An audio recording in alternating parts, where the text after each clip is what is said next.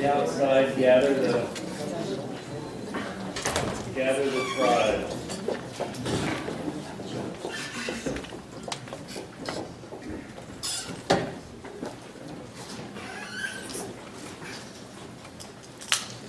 Facebook is a funny thing.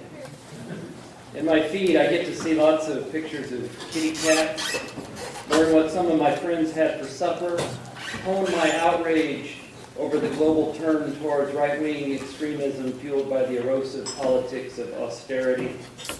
And then, along with a few other intellectual oases, there is my Facebook friend, McKenzie Wark. We've never met before this conference, never met beyond the net. But I begin to notice that everything this guy posts is interesting. Everything. I kid you not. From informed conversations about obscure corners of surrealism to inspiring Australian poet activists, he's a great example of the editorial voice of the aggregator, the intelligent agency behind the digital bricoleur. When he posts a music clip, it is an astonishingly adept hardcore guitarist from the 70s, whom I'd never heard of. You know what I'm talking about. When he suggests a book on his specialties of media and gamer theory, I take note. And when he speaks about the Situationists, a group that currently fascinates me, I remind myself that summer is coming and that I can order his new book, The Spectacle of Disintegration, as a follow-up of his brilliant The Beach Beneath the Street, both offering deep treatments of this increasingly relevant movement of artists and activists and their timely practices of tactical spectacle. So when Richard Grusin asked me if I would introduce Ken for this keynote, I was both honored and happy to oblige. After all, though we've never met, I know him well in the complex, superficial, fragmentary, ephemeral, and faceless, though highly visual kind of way that social media allows. So having just unraveled my thin thread of connected subjectivity about as far as is perhaps justified, and having constructed my small part of the frame of a framing narrative, I ask you to join me in welcoming McKenzie Wark as we sit back and absorb his talk, Telesthesia, How Class and Power Work in the Post-Internet Age. Thank you.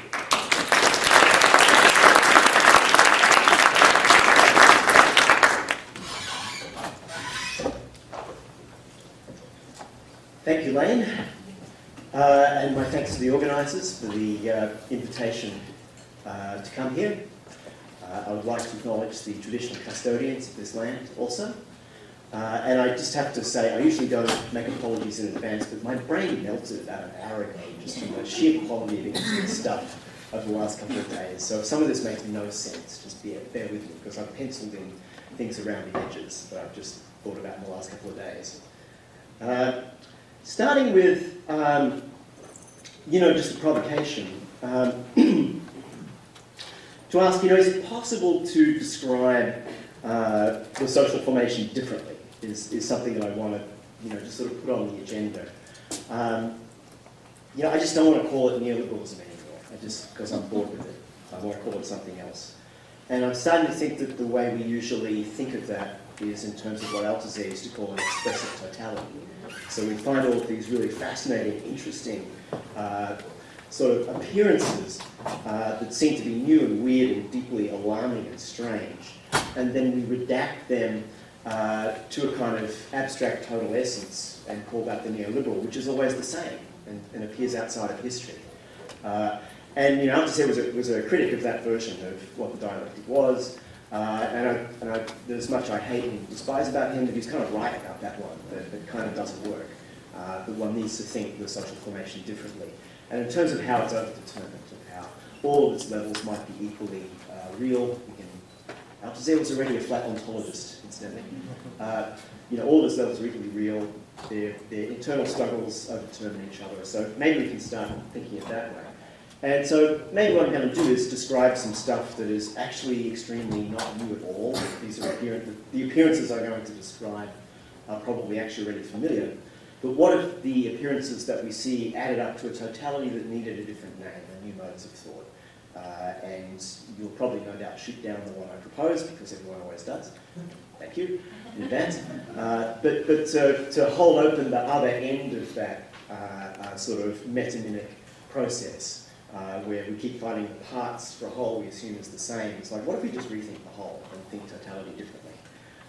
So that would be, to me, the kind of the task that we might set ourselves. And then I have no idea what other remark says, so I will just launch in. So yeah, I call this the vectoral age. If you don't like other people's dogma, cook up your own. And here's a small event which might reveal some of the contours of the vectoral. Quote unquote, we're not quite sure what happened yet, claimed General Robert Keller of the US Strategic Command. What was certain was that a computer virus infected the remote cockpits at Creech Air Force Base in Nevada, which control pilotless drone aircraft all over the world. Keller said that the virus had entered from the wild, meaning it was not specifically targeted at the Creech Base installation. All right, so I'm going to go to 2. All right. Yeah. Uh-oh, don't tell me the whole thing just stuck. Yep, there we go. A defense official told the media that the virus was a credential stealer, routinely used to steal logins and password data from people who gamble or play games like Mafia Wars online, unquote. So while it's possible the infection happened through the use of hard drives that were infected elsewhere and then connected to the cockpit computers, this does not entirely rule out the possibility that pilots charged with flying armed drones playing Mafia Wars in their downtime on their office computers, like everybody else. Like everybody else who has to do this kind of drone-like cubicle farm labor around the planet. So in this story, 3 uses of what I'm calling vector come together. Firstly, there's vector as means of deploying force at a distance, the pilotless drone. Secondly, the vector as space for creative or parasitic reappropriation in the form of a virus. And thirdly, vector as space for games meant to soak up excess boredom, such as Mafia Wars. Now, I got those in the wrong order. There they are. So all 3 aspects of the vector appear here in less than ideal forms. There's something sinister about pilotless drones, as Peter Asaro and others have thankfully reminded us over the weekend, even though they are this kind of now commonly cited new aesthetic symbol of power which projects itself without risking itself. This kind of killing makes a mafia hit look like a sacred act by comparison. The coincidence of these 3 aspects of the vectoral gives pause for thought, though. And it's not a bad emblem of the shape of an emerging world of what I would call third nature. Like any new world, this one confronts us with the problem of description. Its contours and forms are not quite what we are familiar with. It appears as either radically other or all too quickly assimilated to the familiar. And you notice that in any discussion of technology, yeah? Or of any kind of new kind of phenomena in the social realm as well. It's like, oh my God, that's so weird, that's so strange. It's like, oh yeah, that's just familiar routine, but it's like isolating that little moment in between those 2 things strikes me as the pause for thought. So sometimes what seems other can really just be a shade of difference, and what actually seems familiar can be actually be very opaque, which is a word that I've seen used in all sorts of interesting ways at this event. So the event is more often than not revealed by mistakes of both kinds. Sometimes one can get insight by reading the event, even a minor one, and here my example is this Creech Air Force Base infection, for signs of the unexpected that bump against received narrative frames. What might count as news of the new? And the other great example for me from this event was Lisa Nakamura tracking down what in my language would be the event of this weird racialized shaming for those who saw her presentation. That's the quote-unquote Nigerian scammers. And to me, it's well, how does one read that as an event, as a structural relation in time that reveals in its weirdness some of the underlying forms of the vectoral power that might constitute the present. But maybe there's other methods, and I wrote a book on the event, so let's not go there, I've done that before.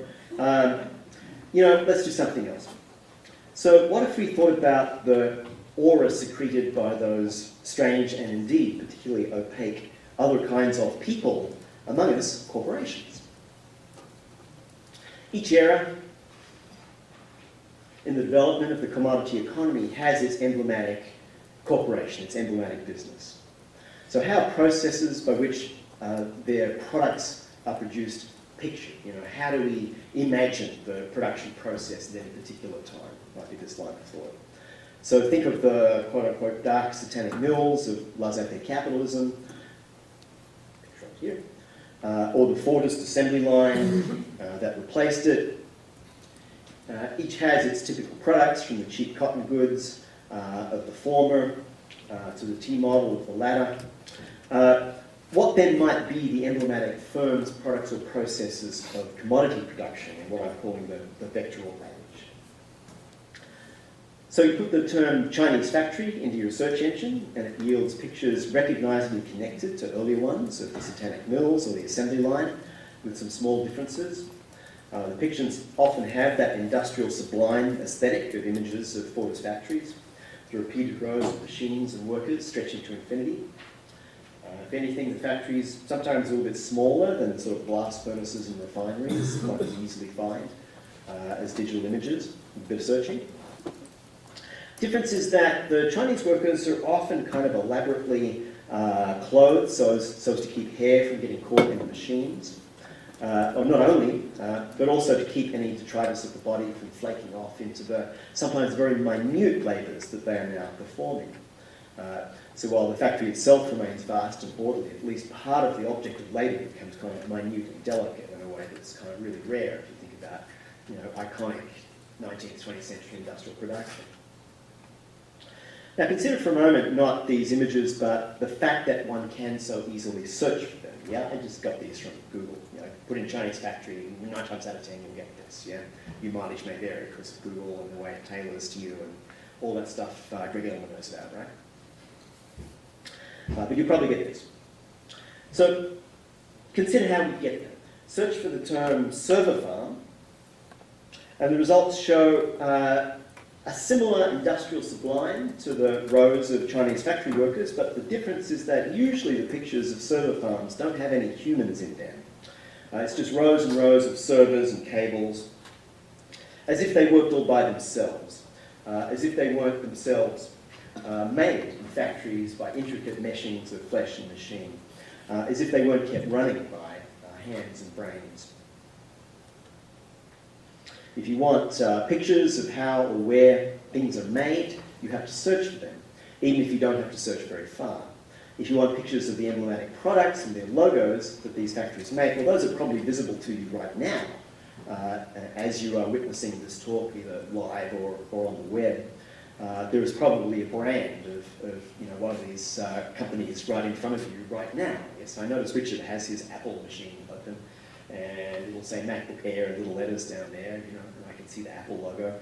So it's sort of visually present to us all the time. In an odd loop back to the undersea cable vectors of the 18th century, Google filed a patent for server farms of the seas.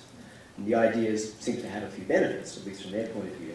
One is getting the servers closer to customers, overcoming certain geopolitical limits that still remain to the trajectories of the vector. It's surprising how much geography comes back in the picture, despite our seemingly despatialized world. I've been thinking, because I met someone from the Channel Islands here. What Google's doing is inventing its own artificial versions of the Channel Islands. Those like weirdly different jurisdictional spaces where different sort of legal envelopes might happen to pertain that are advantageous. And these floating farms, of course, also generate their own power from the motion of the sea. So the brilliant brands of what I'm calling third nature would like us to think that they are different from those nature-destroying industries of the old industrial order, although this is, of course, hardly the case. Some of you might remember the huge controversy about just exactly how much power server farms might require. The New York Times reported this, and there was enormous pushback, and perhaps rightly from engineers who work in them, that it was overestimated. But then even on their estimates, it's like, you're still talking about a lot of power, guys. This is like cities worth of power that you're sucking up here to run these things. So let's not neglect that dimension. And here is, again, server farm. This one is actually Google's humans inside. just runs by itself. This is the cooling plant, right? So it takes vast amounts of water to cool these things. So considered as an emblem of what I'm calling the vectoral class, the ruling class of our time, how does Google's business actually work? Google is a prime example of what I would call the vulture industry supplants the culture industry. Right? Google doesn't actually make much information that's either useful or entertaining, right? I mean, they sometimes put a little animated GIF up there. I think out of guilt, you know, that we just didn't get anything except this stupid logo that I personally hate. So, we'll just animate it for a holiday or something, yeah? So it's not a culture industry, it's a vulture industry. It's like, I'm not nostalgic for the culture industries. Yeah, because they used to at least entertain us. I mean, it was all that stuff that Adorno said, you know, like extorted reconciliation and all that stuff, but at least you got to just watch it. It's, you know, now you have to entertain each other, you know. So that's what I'm calling this vulture industry. So Google just connects you to this stuff.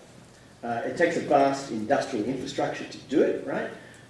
Witness the server farms, floating or not, but it doesn't involve actually making the information that you desire. So Google's business is in that sense parasitic. It sells advertising, like the broadcast version of the culture industries, but it doesn't offer any entertainment to attract its physical presence. It really assumes we'll do that for each other. It's what I call insourcing. Yeah? There's outsourcing of certain parts of the labour process, and this requires sort of insourcing here in the open world that will make all this stuff for each other, which can then be weirdly outsourced in problematic ways, as Lisa McNamara's paper was showing. Yeah? There's an outsourcing there of the production of problematic images. All right, so that's Google. It's very different to the strategy pursued by another variant of a kind of vectoral ruling class strategy, and that would be sort of the Apple Corporation. It's famous for its beautifully designed computers, laptops, phones, and other devices. The problem for Apple is that the production of these sorts of machines in China and elsewhere has become something of a commodity business. It's hard to charge a premium for such devices when ones that are as good or almost as good can be bought off-brand for less. So Apple has to invest in its brand. Apple has to become meaningful to the discourse of its time. Arguably, it succeeded at that. Apple's other strategy is to make the devices portals to a marketplace. The device connects you seamlessly to a world of movies, tunes, books, games, not to mention apps that do all sorts of handy things. It's not free, but it's convenient, and that's worth something. I mean, I'll pay the 99 cents for an iTunes. It's now $1.24 or something half the time, because it's just that much easier than trying to steal it. Yeah, I mean, it's kind of annoying to do torrents, so it's like it's worth it to me. Yeah, I'll pay 99 cents for that. But the part I want to draw your attention to is that Apple extracts a rent from all of the third parties who want to sell their stuff in that marketplace. Yeah, so it's a kind of quasi-monopoly rentier model. It's like the mall. You create that space.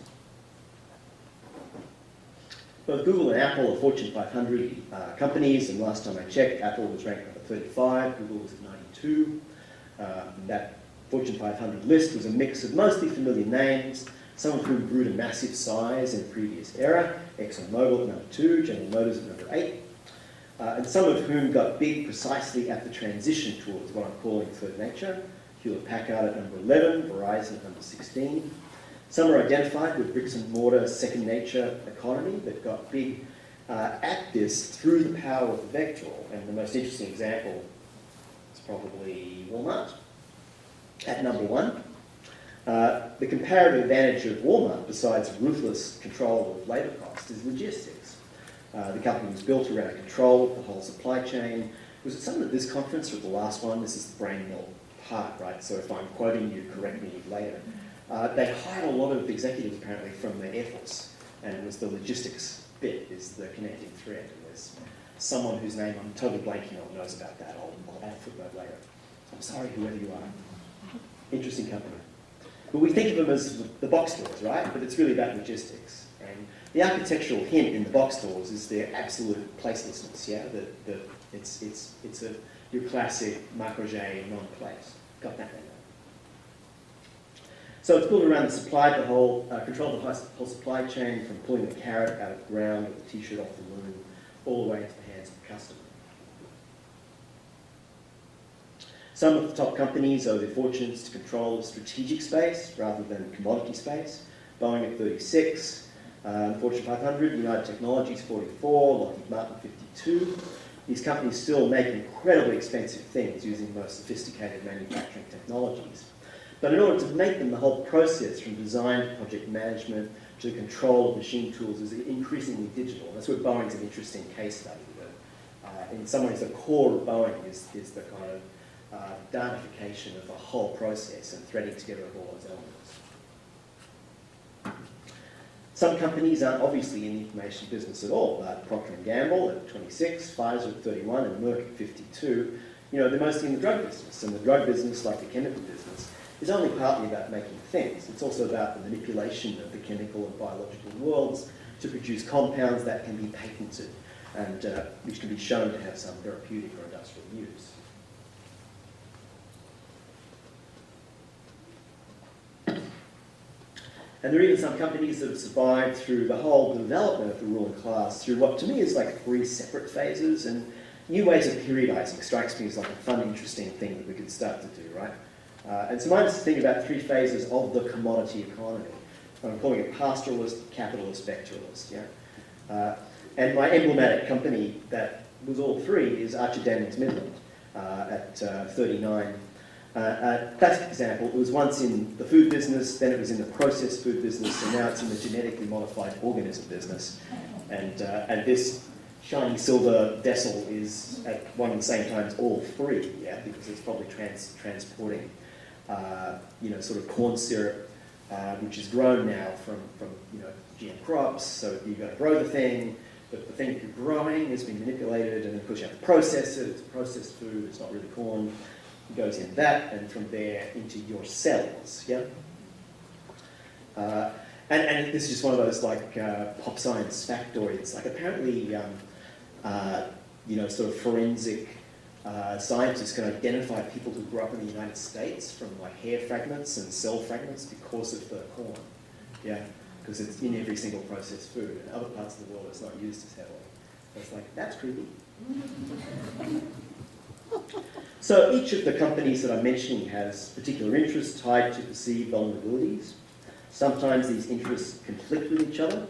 Old-style culture industries, such as News Corporation at position 83. Full disclosure, I used to work for News Corporation. My bio, in fact, used to read Lapsed Marxist in the Pay of Rupert Murdoch. So to some extent, it's still an old-style culture industry.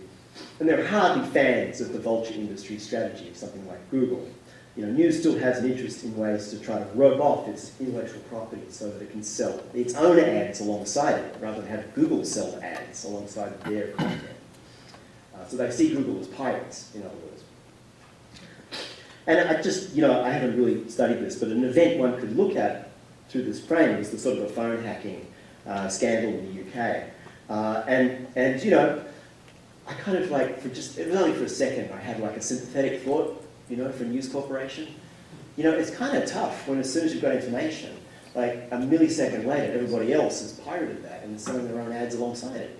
So in a sense, maybe that's what pushed news into like just digging up information illegally. Well, journalists always do that, right? That part's not that new.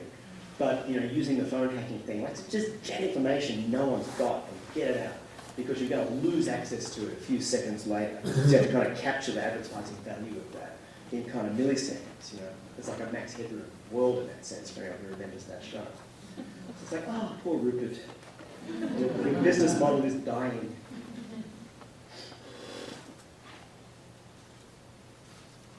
On the other hand, Google has had to move fast to keep up with the refinement of the vector as the devices become more and more portable and cellular telephony replaces landlines. Oh, this was my GM thing. I'm a few slides behind. You go, News Corp, sympathy for News Corporation. Right, so you know, Google's whole thing was based on the fact that we use computers, right, and we don't anymore. So it's like, how have they kept up with that? Hence its investment in Android, which is intended to be to Apple's closed world of hardware and software, what Windows by Microsoft once was. And needless to say, Microsoft has its own ideas. It's number 38 in the Fortune 500. And it has an operating system for handhelds to rival Apple and Google. You might see the three-way war ads that are now kind of circulating to kind of re-establish a different strategy. So in short, companies form shifting alliances and mount expensive campaigns against each other. You know, advertising campaigns, but also legal campaigns using their vast portfolios of patents as pawns in those games. And they're sort of not unlike feudal titles in a sense, where it's the courts rather than the court that is obliged to adjudicate and decide who has monopolies on these particular things. The minor industry has sprung up precisely around opportunistic legal challenges to the ownership of intellectual property, so-called patent trolling. So given how arcane and expensive all that can be, open source actually sometimes seems, in some situations, like a viable business strategy, and even a kind of political strategy for companies. It works to create a space between competing interests to grow a market for services, but also works to create a kind of modus vivendi with what I'm going to call the hacker class, and I'll get to that in a minute. All right, so the struggle between capital and labour in your classic capitalist industrial stage produced its own kind of compromise formations, of which the welfare state is a key instance. And Julie Cohen was actually giving us some interesting examples in the legal field of how there are particular bits of legal apparatus that are compromises of that era. I defer to her knowledge of that.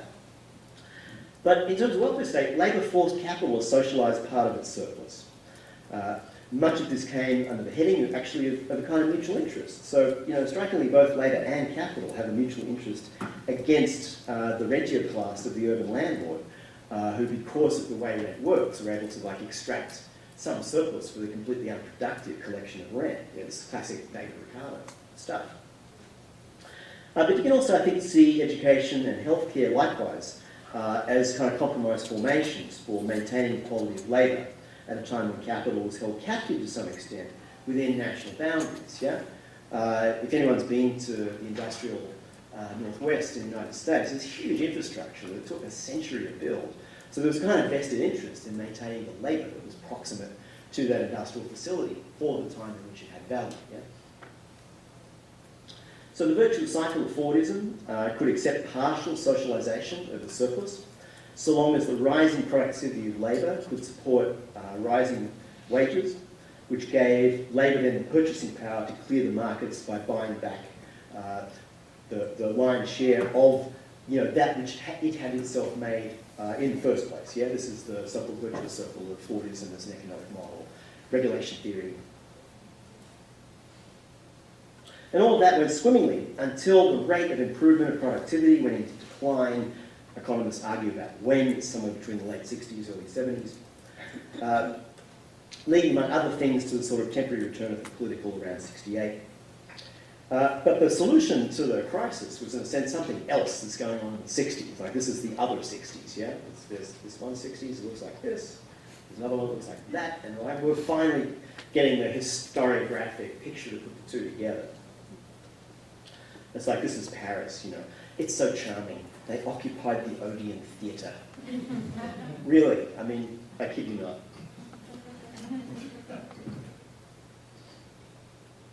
So the solution to the problem of declining productivity is in a word, it's what I'm calling telesthesia, perception at a distance. Tele meaning distance, aesthesia like aesthetics meaning to perceive. So telesthesia, perception at a distance. So the vector, which is the means by which telesthesia can happen, becomes, through this period, more flexible, elaborate, refined, in the kind of flows of data it can handle. It's no longer necessary to cluster related parts of the production process physically near each other. And the days when I was a journalist, both of the leading newspapers in Sydney occupied buildings that were quite literally vertically integrated. There's a massive printing plant on the ground floor, and the layout of the people are above that, the journalists above that, and management on top in the same building, because the quantity of the flow of information between those departments is so heavy, it couldn't be spatially disaggregated. Guess what? Now it is. The printing plant is, as we say in Australia, in the middle of walk. It's just miles away because that problem's been solved. I can tell you a lot more stories about that, but our time is limited. So the solution to the problem is telesthesia. We can kind of spatially unbundle parts of the production process. It's no longer necessary to cluster related parts of production physically near each other. The vector opens the way to a spatial disaggregation. And interestingly, it isn't the multitude that fled the scene. It's capital. It's capital which mobilises itself and arguably perhaps becomes something else. And that's the thought experiment I want you to entertain. Is it still capital? Is it something else? But it's still a commodity economy, it's still exploitation, it's still lots of things. Yeah? So capital no longer captive within the same spatial envelope of the nation state as labour. And I'm curious, I don't know. I've listened to Sandra Brayman, I now realise I don't know what the state is. I know nothing about it. I have to stop even talking about it. Yeah? But I'm wondering if some of these things are not unrelated, that the state starts to do different things in a parallel temporal sequence. So with capital no longer captive within the same spatial envelope of the nation state as labour, the ruling class has less and less interest in its life support systems, and they are life support systems. Yeah? There's always another pool of labour elsewhere. In the overdeveloped world, the welfare states slowly unravel. Think about the sequester, yeah, and the invisible to Fox News suffering that is causing for millions of Americans. But meanwhile, and forget about deindustrialization. This is the greatest industrial era in the history of the whole freaking planet. Yeah, we created no one knows something like 120 million industrial workers in China alone in the space of 20 years. Industrialization just started. Yeah, we need another narrative and to descent it a little. So, whole new manufacturing economies bloom, unprecedented scale, but elsewhere. In this sense, the great age of capitalism is only just getting underway as the 20th century ends. Although my argument is that here in what I would call the overdeveloped world, like maybe there's an attempt at some other mode of production. Whether it will succeed or not is another story. So I'm calling it the vector. So capital still produces its familiar landscapes, only now in gigantic form. Oh, Google Chinese ghost cities, which is just fascinating, yeah? We all know, we all live in or near cities where you can get it wrong building a subdivision and people don't want to live there. This is 2008, yeah? There's ghost suburbs all over America, yeah? That didn't work. Imagine ghost cities. You build a city for 5 million people and then they don't show up. It looks really weird from Google Earth. You're just like looking at a whole city with one car in it because of a planning mistake. Like that's the scale that we're now operating. Yeah? So, and maybe it's because I'm from a coal and steel town, like the gigantism of the industrial was some of my childhood, I always think about this sort of stuff. But it didn't go away, and we still produce container ports, road railings, industrial parks, dormitory suburbs, with their serried rows of tower blocks, tributary towns, manufacturing components which cluster around transport links, other transport links that bring in raw materials. You follow these back, you follow those lines back, and what you find is sort of vast, open-cut coal mines, iron mines, bauxite mines. And this is also part of, not this particular mine, but I live near open-cut mining, and this is the scale of it. So far from going away, all this is being built on a bigger and bigger scale than ever before. If you have never seen an open-cut coal mine, it's like a city in negative. It builds down rather than up. So every time I see a city, I kind of imagine the equivalent size hole in the ground that represents. Yeah, so build that city up means you dug a hole, several in fact, more or less the equivalent distance down, somewhere else, like out of sight, out of mind. So, I got to say, and this is my kind of polemical point, it's why I take it, it's hard for me to take seriously too much talk about either the cultural or the political in isolation, yeah? Because one needs to really get a handle on the both macro and micro scale of these kinds of transformative processes as well. So we like to say that everything is always culturally and socially, politically constructed. It's like, I'm sorry, it's also constructed by this. And to not, I don't want to fetishize that and make it the only determinant, but to leave that one out always strikes me as kind of problematic. That one's actually Australian, by the way.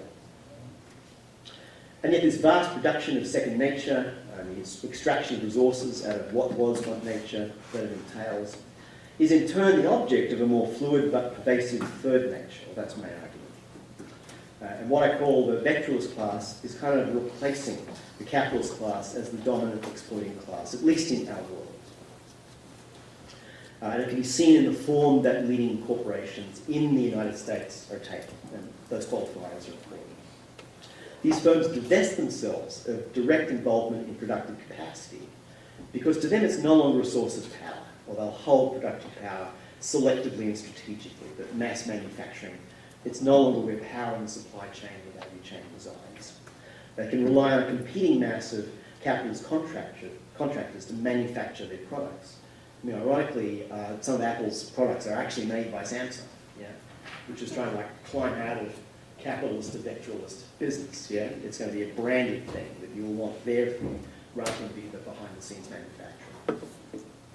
But for the vectoralist class, they're paralyzing and monopolizing intellectual property, patents, copyrights, trademarks, and the means of reproducing their value, but also in the control of vectors of communication and the logistics that uses those particular vectors. So the privatization of information becomes the dominant rather than a subsidiary aspect of commodified life. You read a journal on the culture industry. It's about how it mimics and models industrial production. But now I think there is another mode, like that would be the thing to play with conceptually. You know, it's like a what if you like. So as private property advances from land to capital to information, property itself becomes more and more abstract. Capital as property frees land from its spatial fixity. And this is, you know, Ricardo was all about this, he's arguing that the kind of landed aristocracy is an obsolete ruling class that's a drag on productivity, yeah? This is so much a part of what Marx does, is read Ricardo. But what happens if we move from land as property to fungible property, which is the moment of capitalism, to information as property? You know, is that a transformation, and of what kind? Maybe it's not more of the same. There's a little qualitative break there. So information as property frees capital from its fixity in a particular object, not just a particular place, but a particular object. This abstraction of property makes property itself something amenable to accelerated innovation and conflict. So class conflict fragments but creeps into any and every relation that becomes a relation of property. So, although there are some who dissent from this, to me the property question is the basis of class. And this is Marx and Engels in the manifesto, you know, who are the forces for social change? Those who ask the property question, to paraphrase. So property is the basis of class. But it becomes now a question that one can ask everywhere and of everything. So if class appears absent to the apologists of our time, it's not because it has become just another in a series of antagonisms, you know, amenable to some kind of liberal articulation, but on the contrary because it's become the unacknowledged structuring principle of a third nature that organises the play of identity and differences. So I'm going to argue that it's not that class is more important, but it's qualitatively different from other kinds of structural antagonism. And what I call a hacker class arises out of the transformation of information into property. So hacker class is all those of us who make this stuff, but we don't own the means of realising its value. I don't own a printing company. Yeah, I wish I did. So I sell it to somebody else. I don't own a university. Yeah, so I sell my labour. New school valorizes it. So hacker class arises out of the transformation of information into property in the form of intellectual property, including patents, trademarks, copyrights, publicity rights, moral rights of authors. There's actually a long list of interesting, weird, strange, trade dress, law, all sorts of stuff I'm not qualified to talk about. The vectoralist class goes out of its way to court us ideologically, at times, to insist on the essential complementarity of ownership of information and the production of information, but I still think there's a class difference there. Yeah? You know, I have all these students who want to be .com entrepreneurs, you know, and it's like, good luck with that kid. You know, like one out of how many tens of thousands will actually make good. But sooner or later you realise, oh, you're doing labour. You know, it's really going to become labour at some point. So there's kind of blurring of the distinction between hacker class and vectoralist class. One can recognise the contours of this ideology and the fetishising of the entrepreneur, as if Steve Jobs just, you know, pulled the iPhone out of his ass and there it was, you know. Like, as if there weren't thousands of engineers that made that possible, not to mention all the other kinds of labour. It's the genius of Steve Jobs. There was little shrines to him outside the Apple stores in New York after he died that was like semi-encouraged, tolerated by the store itself. Like little apples and candles with like pseudo-Buddhist thing going on. It's like, what do we do without your genius?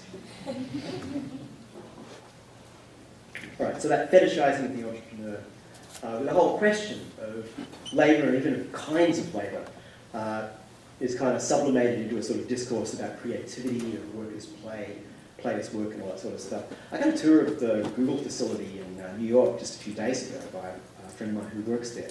And all of those famous play spaces are there. There's like the most kick-ass Lego set you ever saw in your life. Whole row of arcade games that all play Pac-Man, you know. There's scooters you can ride from one end to the other. There's little pods you can sleep in. Not a single person was doing any of that. Everyone's working all the time because they've got quarterly reviews coming up or whatever, yeah? But the emblem of play is incredibly important in exactly the same way. I passed beautiful buildings in downtown Milwaukee with signs of the labour process all over them, which was the fetish of 19th century, early 20th century capitalism. Yeah? Now play is the fetishised sign of something else. You don't actually get to do it, you know, in the Google workplace so much. I've got some slides. Oh yeah, that's what Dragon actually looks like. That's how you did call out around. You get the size, sense of the scale. Josh Holmes' day rule is how do you map who the new ruling class even is? Hacker class. I'm kind of dubious about this as an end point now, but it's not a story. Yeah, this is not what you see at Google. No, it's not. You don't see folks doing that. Here's our neo-feudalism where we are. Yeah. So the vector of class, its function is to render everything equivalent, to commodify the new. It owns the means of realising the value of the new. And many of those moves I was describing earlier with Google and Apple are ways to try to create quasi-monopoly positions to do exactly that, to extract rent rather than just profit. So those of us who are mere hacker class end up selling his or her labour to them. Intellectual property, while it is presented as the defence of the rights of producers of the new, is actually about maintaining the rights not of producers but of owners of information. So who is the hacker class? And it's been called other things. It was called the symbolic analysts, the complementariat, immaterial labour. There's a whole discourse all through, going back to Serge Millet and others, about the new industrial working class and so on. But I think what was missing was connecting that to the category of property itself. Like, that's the one thing I've not seen in that literature. One has to map it against the evolution of forms of property relation. And what property relations always do, and they sometimes do it in complicated, weird, interesting ways, but they define a difference between an owner and a non-owner. Yeah? So property is what defines class. So the hacker class includes anyone who creates new information in any media. It includes not only musicians, writers, filmmakers, but chemists, biologists, philosophers, anyone who produces new information, including us post-Marxist theorists. Right? I've had to sell my labour to these people. The hacker class makes new information, the vectorist class turns it into private property. So that's the essential antagonism. Information is a strange thing, as theologically subtle as the commodity was to Marx. It has a peculiar ontological property. Now, I think information is never immaterial. I'm an anti-Platonist about this. Information cannot not be embodied. It has no existence outside of the material. It's not an ideal or a ghost or a spirit, or it may give rise to those of mystification. Yet information's relation to the material is radically contingent. Like, that's the strange thing about it. This contingency is only kind of now starting to be fully realised, and that's an effect of technological development. Yeah? There's a certain moment in the evolution of the science of information where the technology reveals it as a category, and we start to even use it. Yeah? The coming of the digital is the realisation, in every sense of the word, of a kind of arbitrary relation between information and materiality, of which the arbitrary relation of signifier to signified is but a special case. I think structuralism was onto something, but it misidentified the object in a sense. And this notion of the contingent relation of information to the material, we're all doing it all the time. Yeah, you stick the thumb drive into your laptop, stick some information on it, then you stick that in somebody else's. You've just done something that would have taken medieval monks 6 months to do, yeah? And you just did it in 5 seconds, right? So it's an ontological property that's already there in what medieval monks were doing, but you only kind of grasp it as a separate category at this technological moment. So in short, what I'm proposing, in an admittedly vulgar kind of way, is that one can read through the surface noise of events, through the picturing of production, through the strategies of corporations, a world in the making whose key is still a kind of struggle over production. And it's where I'm going to have to take under advisement the extraordinary work that I've learned about just this last couple of days, including that by Rita Riley and Greg Elmer, on the production of new kinds of accounting of things that can be valorized, including academic labour. Yeah? there's more to be done. So bear with me, I'll have to revise some of this. Out of the struggle to wrest freedom from necessity, collective human effort made nature over into a second nature. But the struggle goes on to wrest freedom once again from new necessities. And the result is a third nature, whose relations are vectoral, which we perceive always remotely as telesthesia, perception at a distance. New forms of production throw up new class relations based on new property forms. The vectoral produces the vectoralist class and the hacker class, sometimes as colluding, sometimes as colliding, over the subjection of information to the property form. Just as previous class struggle led in practice to compromise formation, such as the welfare state, so too we can read the politics of information as it now stands as such a compromise between gift and commodity, public and private, surveillance and privacy. And I definitely take under advisement Julie Cohen's, call to pay attention to whether or not we have languages that can assist. But where I think the question is open is who are the forces for social change where information is the substance of the political and legal contest. So while I've stressed how we can read events, images and brands directly from media sphere, let me conclude by acknowledging that there's another kind of antenna one can use, and that's artists. Yeah? I'll leave you with an image by Trevor Paglen, whose work I find very helpful for thinking about the military entertainment complex and its reliance on telesthesia, or perception at a distance, as a key form of relation. One might hesitate still to call it a social relation of our time. And he stands on the border where you can legally take the photograph, peering into these enormous pieces of land that the military owns and controls, to capture these fuzzy, almost modern-seeming images of what's this one? Air Force Flight Test Center. Yeah, this is all we can know of it. So yeah, I'll leave you with Trevor. Put that on the cover. It's probably the best emblem of telesthesia, but which I think is something that you can use as a thread to kind of tease out a kind of not only a spatial but also a qualitative transformation in how a commodity economy might work. And with the provocation that, well, what if we took the risk of trying to think that totality with new languages, new concepts, rather than assuming that every single bizarrely new, frightening, strange, bit of it we grasp fits into our old understanding of what capitalism is and wants. So I leave you with that thought. Thank you.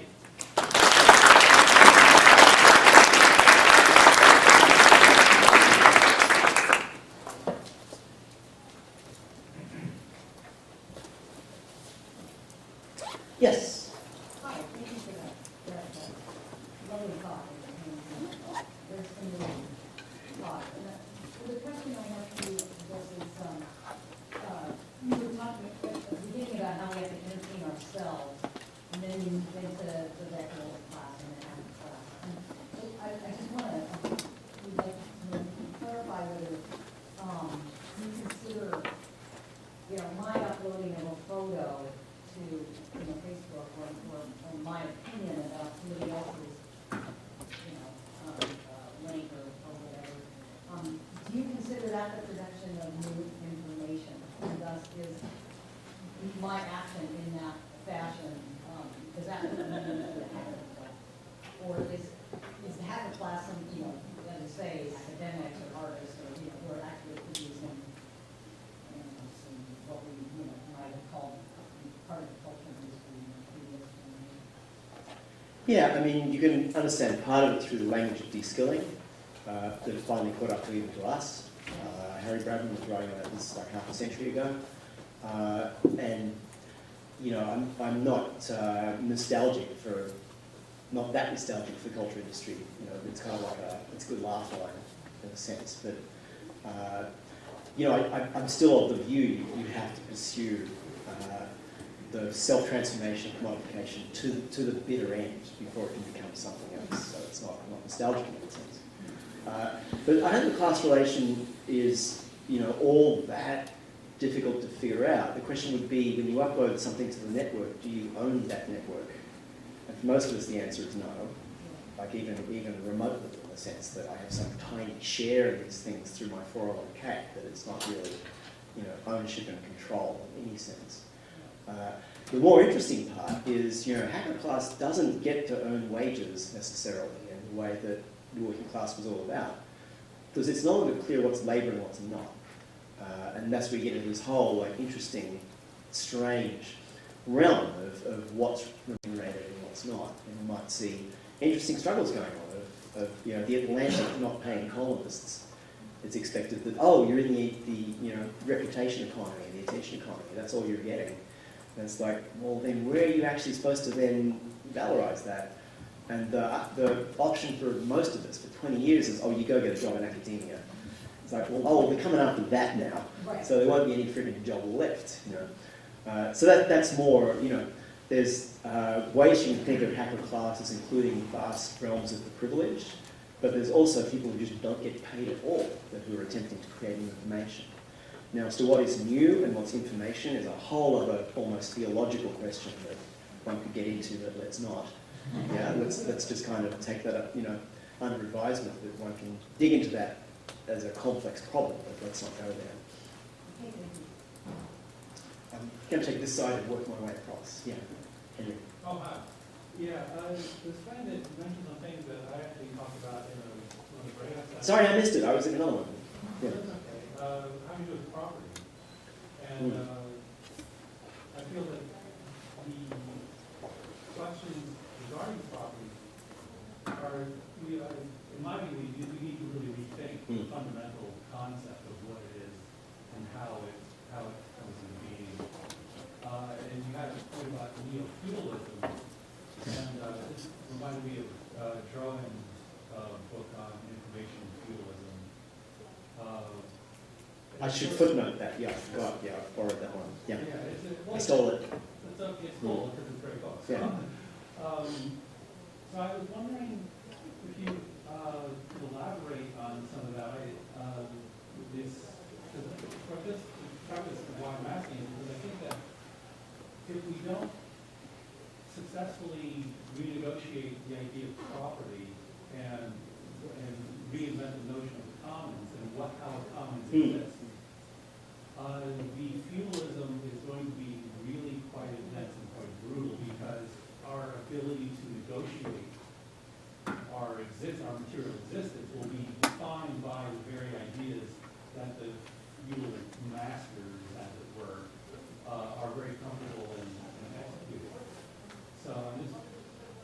Yeah, I mean, you know, patent really does evolve out of a feudal institution, becomes something else. Copyright doesn't. Copyright has this quite different genealogy, but in a sense it becomes, you know, and I think of the portfolios that companies amass as an equivalent to, you know, sort of feudal titles that are then negotiable only with each other. You know, there's a sense in which if you're Apple, you want to buy them up sometimes, even just as a series of claims against rivals who have analogous ones. And I think it rarely is stuff that gets explicitly out of the courts, like in the famous Apple-Samsung conflict. It's more a backroom negotiation of what the relation between those things would be. So that's the feudal bit. There's a way in which the idea of the commons is also in a pre-capitalist world. It needs to be put under a little bit of scrutiny in that regard. But I'm inclined to think, and it's if you put your sort of autonomous Marxist hat on it, you know, how is this kind of driven from below by sort of self-valorizing activities? So it's, you know, our creation of our commons in the late 20th century is what's kind of driven a new series of recuperations of information as new kinds of property. You know. So Google is attempting to recuperate what we've been doing for the last 30 years, which is this, you know, one of the most interesting social movements in all but name of, you know, recent history was just file sharing data. We all just, you know, not everyone, but a lot of people just decided culture is made by all of us and we want it back, thank you very much. You know, Mickey Mouse is from my unconscious. It belongs to me and to everyone else. It doesn't belong to Disney. Yeah? So we want to re-socialize that. So I'm looking for a perspective where you see a kind of set of everyday quotidian activities of the kind Julie Collin was also describing as driving then not just a series of legal sort of recategorizations, but a series of attempts to recuperate into a new property form, new layers of activity that we've come up with. Joe? Yeah. There's, you know, I was thinking of when you want to produce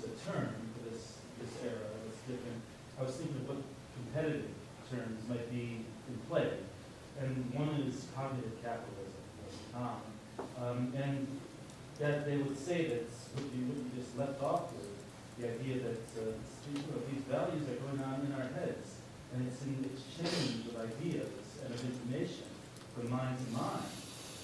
That's where new methods, technologies of valuation need to be taking place. Do you find that at all, I wouldn't say convincing, but compatible with what you're saying, or is I never liked either the cognitive or the immaterial, because to me it just smacks of kind of idealism. What's more interesting is the relational part, you know, rather than, you know, and it's, to me it's a fundamentally un-Marxist way of going about things, of like, oh, we've got this box here and we've got this other one here. And it's like, no, it's about the production of new kinds of relation. You know, it struck me as kind of much more important, because the cognitive doesn't mean anything. They've got some way of relating it to other things. So what's the form and the means of relationality? You know, that to me is the what Marxist thought is crucially all about. You know, how to form relations on. One mind, two minds. But how? With what? And why take mind at either end to be the object in that sense? Marx is already doing the tour in the 1850s, yeah? Part objects, already doing that. It's already there. But that's another language you could use for this. You know, it can't be the cognitive, because that's always a part object. It's, you know, it's the connecting part that one needs to sort of study in some detail, but without getting lost in the empirical bit, to bring it back to the concept. And that's why I chose vectoral. You know, vector just in geometry, it's got several meanings, but in geometry it's just a line of fixed length but in no fixed position.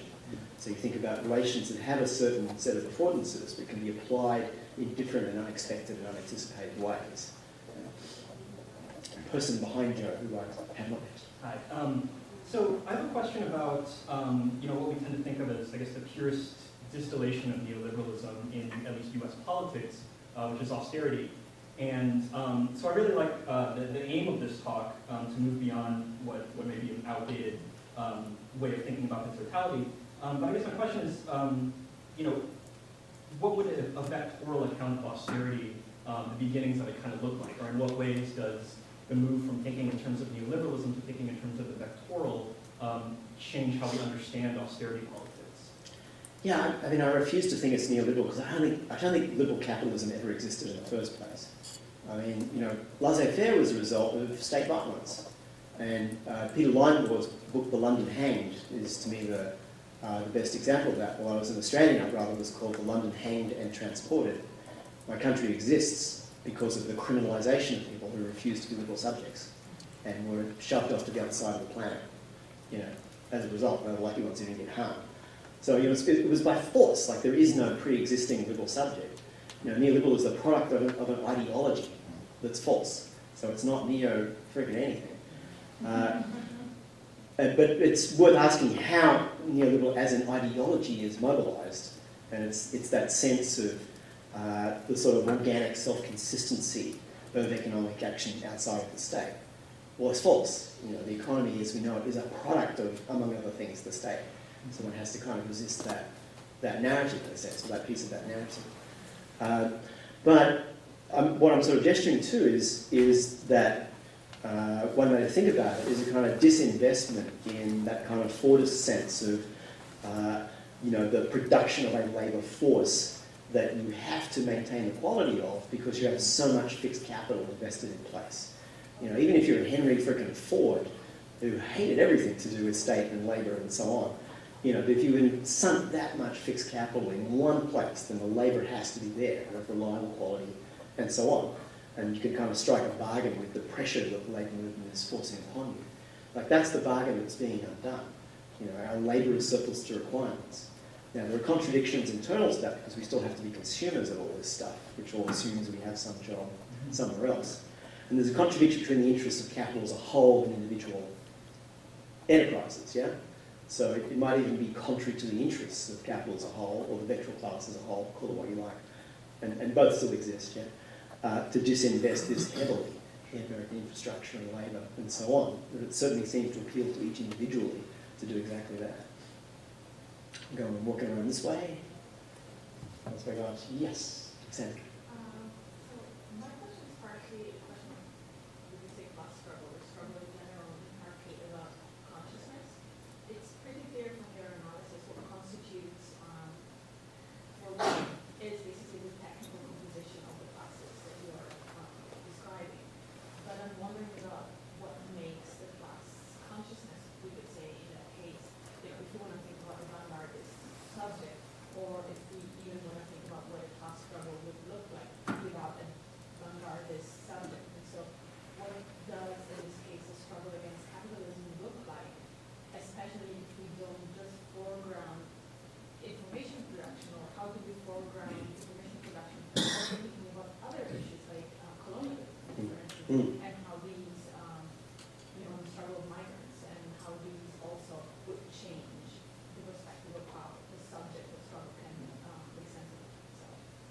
Yeah, I mean, what's distinctive about class as social category is that it need have no particular alignment with appearances whatsoever.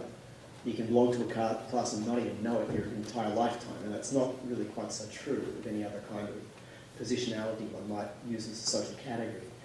And those sort of spontaneous ideological constructs of subaltern classes are always pretty ambiguous and point in multiple directions. You only have to look at the, pretty hard to hide racism of white American workers, yeah, who are bought into a racist category, and that's one of the huge problems about labour organising in the United States is getting through that particular category. Same with what I'm calling half a class. It has like spontaneous ideological decisions that point all over the map. It's attracted to libertarianism, but it's also attracted to the commons. It's attracted to claiming some kind of privilege. Norman's thing about the classes of badges at Google, is just extraordinary to me. And it's like, well, there's people who've bought into that, and he chose to question it, and that's a fireable offence. I can paraphrase. It's a very interesting body of work, yeah. But you can think of yourself as having some privileged position when really you don't.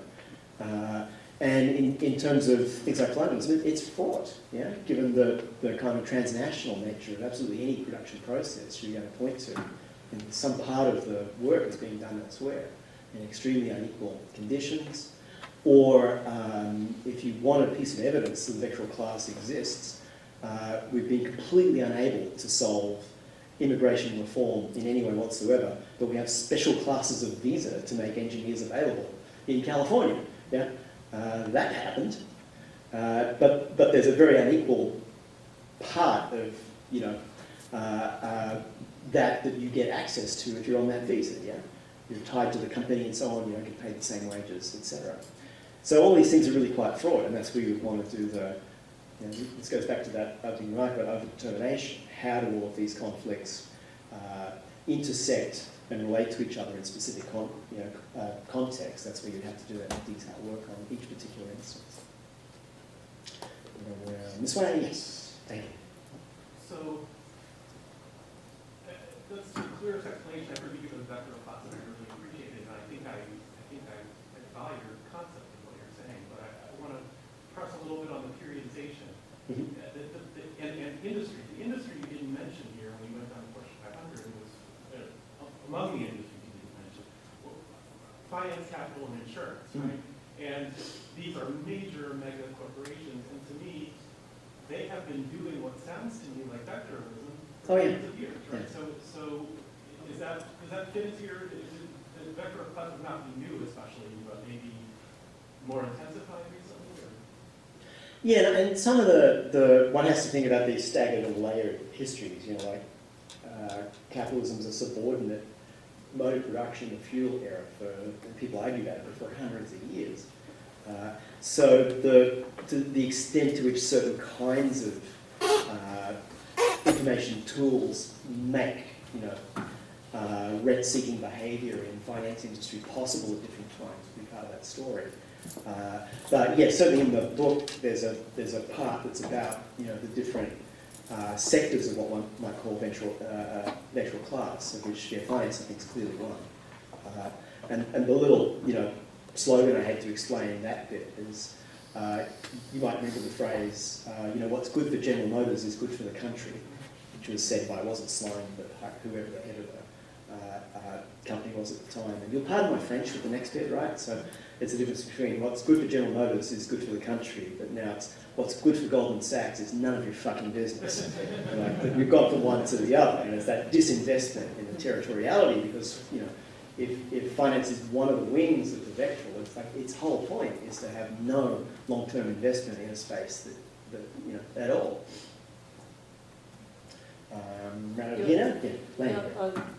Territoriality is still intrinsic with the extractor class, with extraction, and you had two images side by side of like a deep, what looked like a tar sands mine, and then the massive mining rig.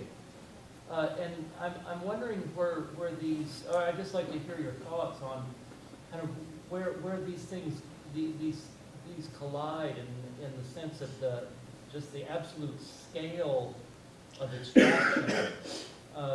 You know, a landmass the size of Florida that is the tar sands field, that is the feeder field for the Keystone Pipeline and all of this kind of mobilization of environmental activism. So, you know, I mean, that presupposes a certain kind of labor force that is focused in that location, and that location is singular. Could you just talk about that? Yeah, and the energy company is kind of interesting in that regard. But what they often have is leases, like they're not buying this land, they're leasing it. What the company really consists in is expertise in deciding where there might be value underground. Sometimes expertise in actually getting it out, although it's interesting how often that's subcontracted now, and portfolios of leases. So while I even gestured to the enormous size of some of these energy companies in terms of their capitalization, they don't necessarily directly own the assets that we associate with them, which is what's paradoxical about it. There is like a vectoral dimension to even the energy business of how much it's about understanding geology as information. Yeah, it's a kind of heavily science-based field in that regard. So it's curious.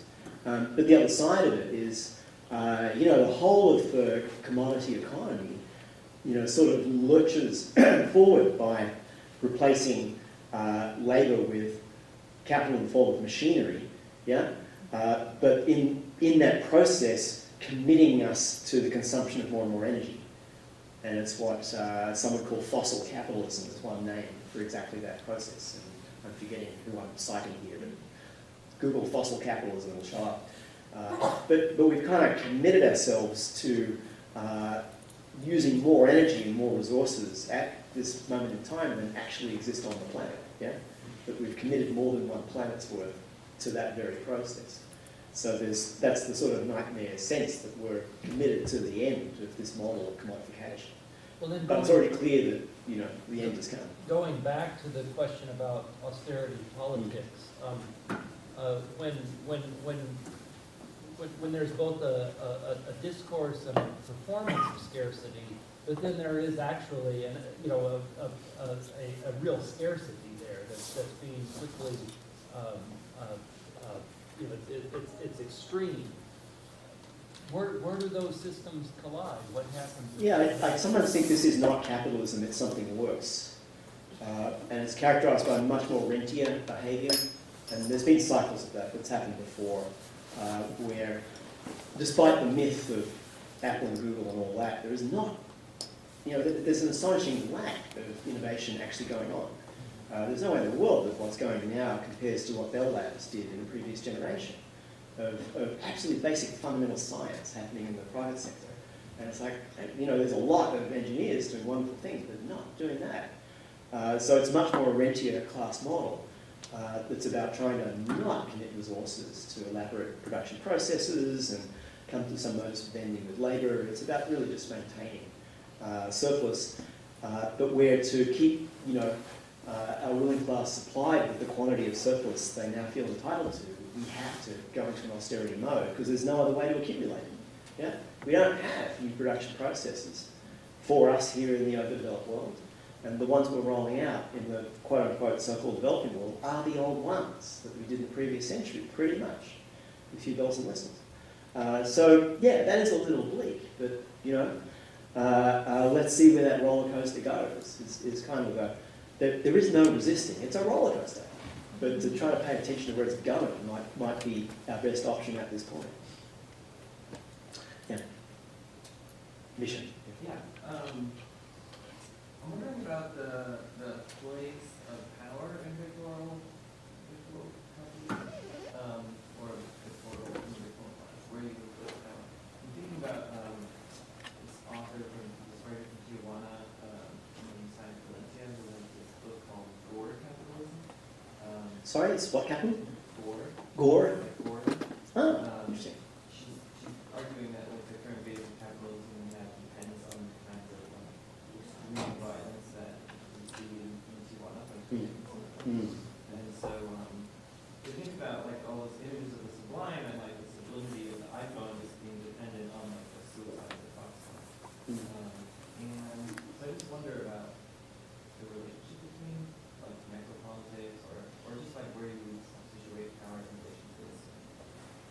Yeah, I mean, It seems like an economic I'm doing macro scale, so I'm not really doing micro scale, where other logics apply too. Like, so this doesn't, doesn't explain everything. But when did the commodity economy not base itself on violence against the body? I mean, it seems to me it's kind of a predicate of it, yeah. And the myth of classical liberalism is that, and it's what's extracted from Adam Smith. There's a lot more in Smith that's interesting, but oh well, the butcher will just make his stuff, and the baker will make his because it's only a he, and they will just exchange with each other. A result which no anthropologist has found anywhere on the face of the planet ever. But it's this founding myth that, left to their own devices, we would all do things that way. And yes, we do manage without states in certain parts of human history, but we do these weird, complicated sharing and hierarchy and all these other very interesting, complicated social formations. But there is no kind of liberal economic sphere outside of state and violence that can be left unto itself. It was always an artifact. There is no non-war capitalism in that sense. Although we do, and I'm thankful for it, yeah, we occasionally extract temporary realms of temporary peace in the margins of it, which is not to be gainsaid in terms of its value. We can walk the streets and not get randomly killed, And of course that's an unequally shared privilege of the most extreme kind. And I kind of got around to this side. Or people on this side can say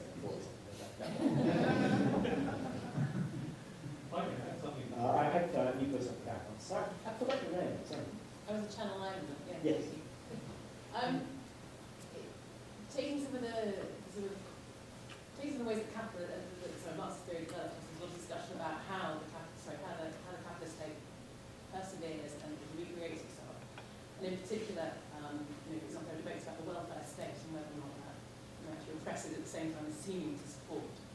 And I just wonder whether you thought actually you were already seeing the evolution of a similar sort of thing in this scenario, whereby some of us might be kidded enough into thinking that actually our information is we do retain ownership of our information, or the level of control or agency over it, and therefore that this will be sort of the hegemony by which this particular oppression will continue. Yeah, I'm always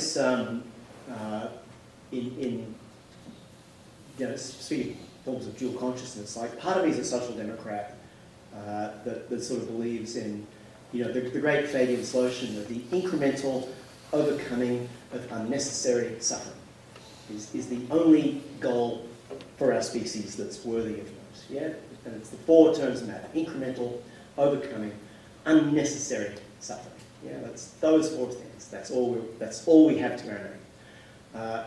And where the history of the welfare state is part of that. It's part of that overcoming. But of course, it's possible because it's labour's sort of modus vivendi with capitalism. Yeah. So it fails the test of the absolute sublime revolution. That as the part of me that's a political being just does not believe in. Yeah. 3rd generation atheist. Just don't believe in all that stuff. St. Paul, not going there. Yeah. Just not doing that stuff. But on the other hand, I think there's a role for critical thought to just push way beyond that. Yeah, the virtue of doing something like writing is that you can describe impossible worlds, and we should. Yeah, that there's a role for critical thought to insist on a much higher standard than incremental overcoming of unnecessary suffering. And it's to point to the limits even of that as mode.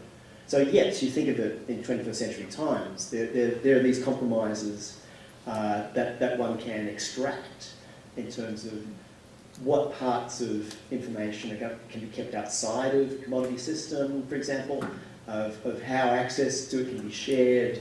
And at the end of the day, these things make the sort of evolution of the commodity economy more viable in a way. But do we have any other alternative? I kind of think it has to be, let run to its end.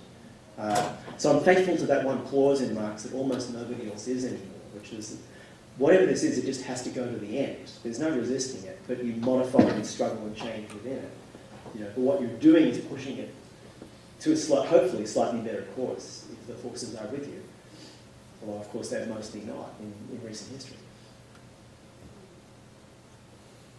Yeah, Richard. And so, 2 things. I guess one, I'd be interested if you would just say a little more about the relationship between the metro class and, let's say, the digital, given the context of the conference? And so in what sense do you think the transformation to digital technology from mechanical made, plays into the metro class?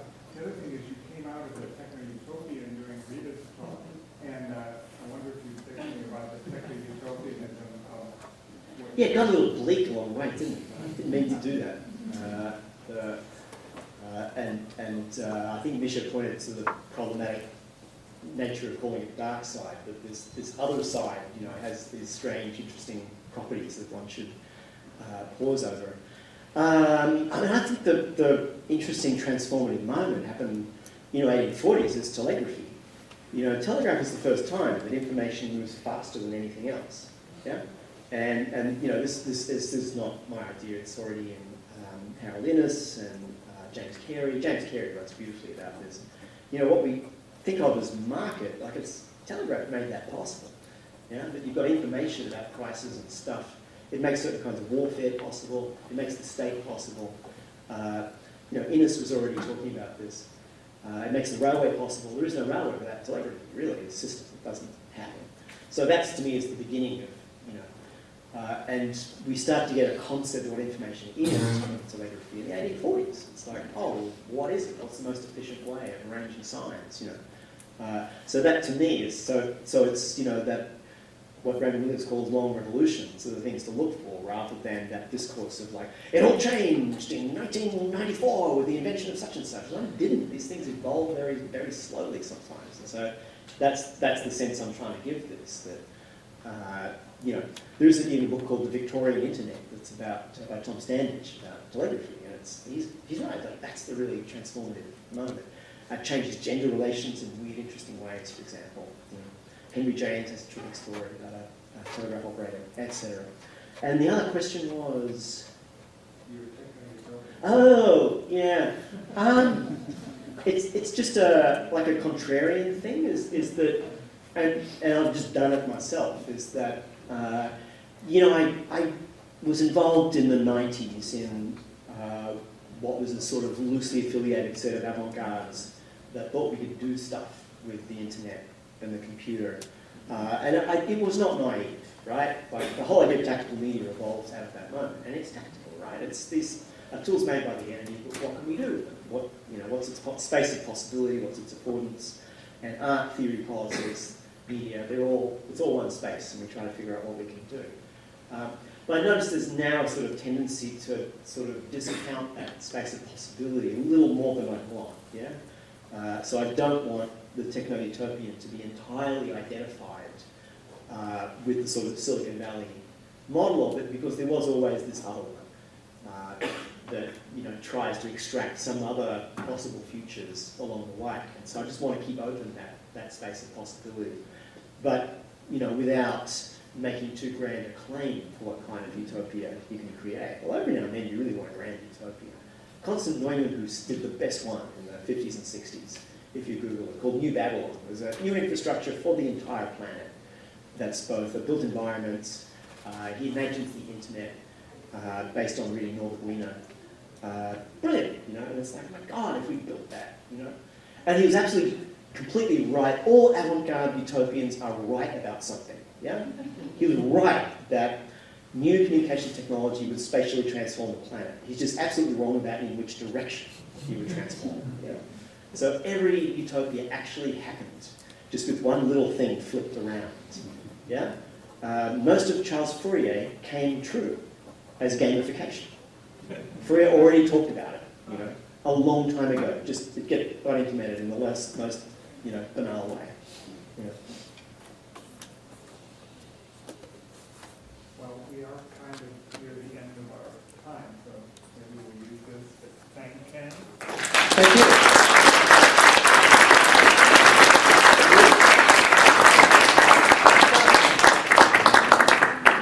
Just very quickly, a couple of business announcements. The program says concluding remarks, but I think we're all too tired for that. I just wanted again to thank the staff of C21, Mary Mullen, John Blow,